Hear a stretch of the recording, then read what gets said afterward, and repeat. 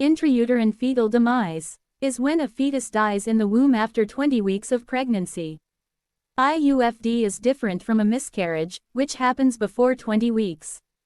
IUFD occurs in about 0.5% of pregnancies. Some risk factors for IUFD include advanced maternal age 35 or older, diabetes, hypertension, obesity, multiple fetuses, history of pregnancy complications, like preeclampsia or growth restriction, previous miscarriages or stillbirths, exposures during pregnancy, such as alcohol use, smoking, and drug use. Symptoms of IUFD include decreased fetal movement, vaginal bleeding or spotting, especially when accompanied by cramping or abdominal pain. IUFD can be diagnosed with an ultrasound scan. Treatment options include expectant management, immediate induction, delayed induction, or caesarean birth.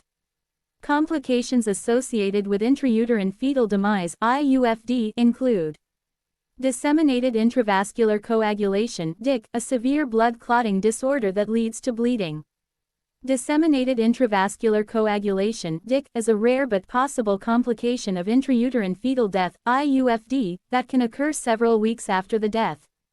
When DIC can occur? DIC can occur 3 to 4 weeks after fetal demise, but abnormal fibrinolytic activity can be present as early as 2 weeks.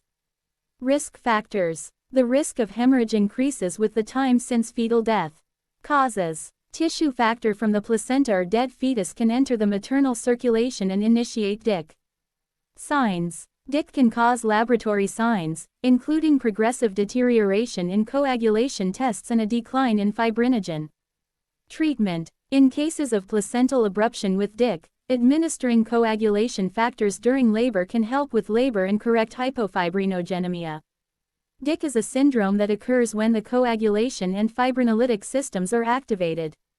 It can be caused by a number of obstetric conditions, including IUFD, preeclampsia, eclampsia, HELP syndrome, and antepartum hemorrhage. Sepsis. A life-threatening response to infection.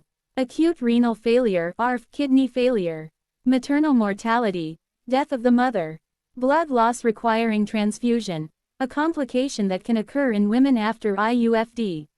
Shock or hypotension, a complication that can occur in women after IUFD.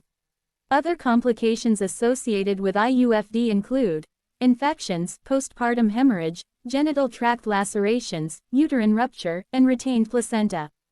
IUFD can be caused by a number of factors, including placental abnormalities, such as placental abruption, placental insufficiency, or premature rupture of membranes. Fetal issues, such as infections, genetic abnormalities, or slow growth. Maternal issues, such as advanced maternal age, poorly controlled diabetes, or a different blood type than the child. While some cases of intrauterine fetal death (IUFD) are unavoidable, there are ways to reduce the risk, including prenatal care. Regular prenatal care and attendance at antenatal appointments can reduce the risk of stillbirth. Nutrition. A healthy diet is important for a healthy pregnancy. Inadequate nutrition can lead to adverse outcomes. Infection management. Infections like toxoplasmosis, syphilis, rubella, and cytomegalovirus can cause stillbirth. Promptly addressing infections can reduce the risk of IUFD. Smoking and alcohol. Smoking and alcohol can increase the risk of miscarriage and stillbirth, and can harm a baby's development. Exposure to secondhand smoke can also increase the risk of stillbirth. Maternal health conditions. Managing maternal health conditions can reduce the risk of IUFD. Fetal movement monitoring. Monitoring fetal movements can help identify problems during pregnancy. Ultrasound examinations.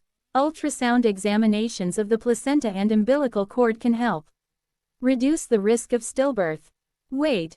Women who are obese are more likely to experience stillbirths. Thanks for watching. Subscribe for more informative videos.